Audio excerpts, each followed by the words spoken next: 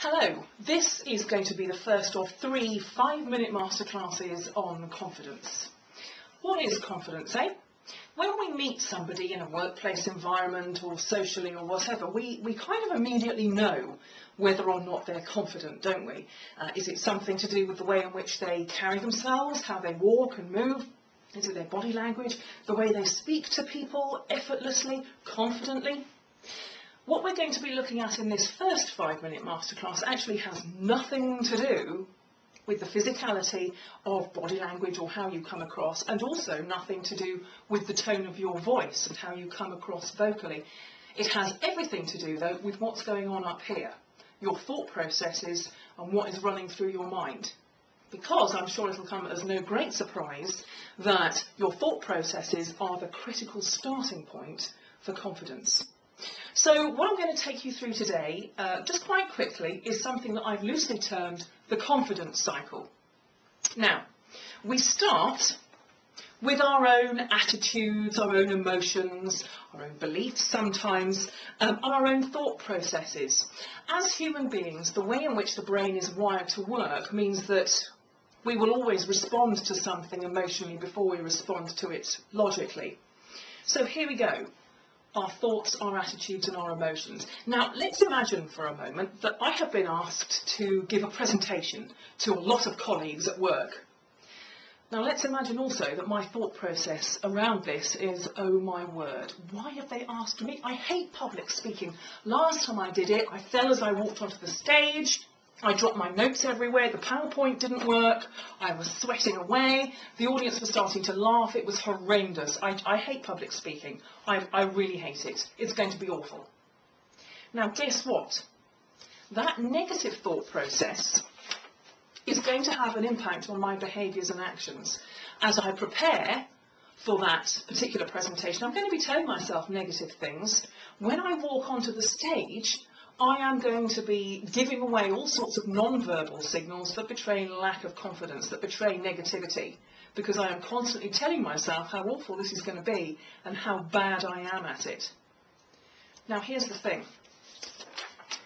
My audience, other people, are going to respond emotionally to that. Before I've even said a word, they are going to subconsciously be forming an opinion of me based on those non-verbal signals. In essence, in this situation, they are going to be asking themselves, is this person a credible person that I should listen to? If my body language and my non-verbal signals are negative and lacking in confidence because of what I'm telling myself up here, the answer to that question is likely to be no. That judgment that they make, guess what, is going to come across in their response to me and their behaviours. Maybe they'll start talking to the person next to them. Maybe they'll start checking their Blackberries or something. And then what happens? Actually, the whole thing goes full cycle. Because I'm looking out at the audience and seeing people not listening to me, and I'm thinking, there, you see, I knew it was going to be a disaster, then nobody's even listening to me. So a negative thought process will set in motion a negative cycle, a negative confidence cycle. However, the good news is we can break into this cycle at this point here. And actually here as well, but more about that next time. Here's where the challenge comes, because quite often negative thought process is our habit. We've always told ourselves that we're rubbish at presentation skills or whatever. The trick here is that every time you catch yourself with that negative thought process, catch yourself and consciously say something positive instead. Every time you hear yourself saying, I hate public speaking, I'm rubbish at it. No, I have something worth saying and I'm going to say it with confidence. Oh, but I have something worth saying and I'm going to say it with confidence. Oh, but last time it was I have something worth saying and I'm going to say it with confidence. Now, here's the thing. You might feel that those negative things you're saying to yourself are true. Maybe last time your presentation wasn't that great. Here's the thing. It doesn't matter whether that negative thought was right or wrong. The critical thing is it useful? And if it isn't, get rid of it.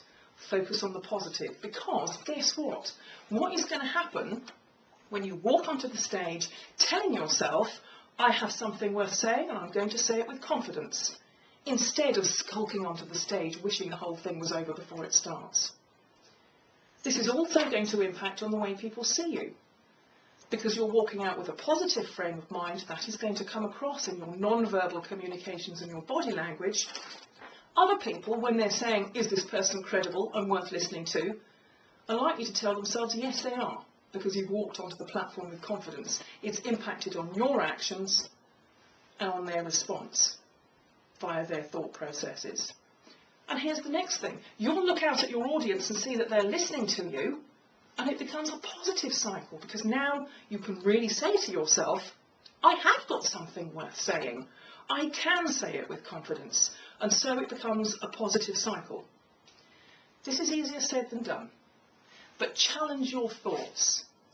Those negative thoughts that happen subconsciously that you keep telling yourself, bring them to the conscious, to the front of the mind, and address them. Doesn't matter whether they're right or wrong. If negative thoughts aren't useful, get rid of them. Focus on your thoughts first and foremost, my friends, because that is the crucial starting point for confidence. In the next 2 masterclasses, we'll be focusing on this area and how you can kind of fake it till you make it by looking at your behaviours and actions. But focus on your thoughts first.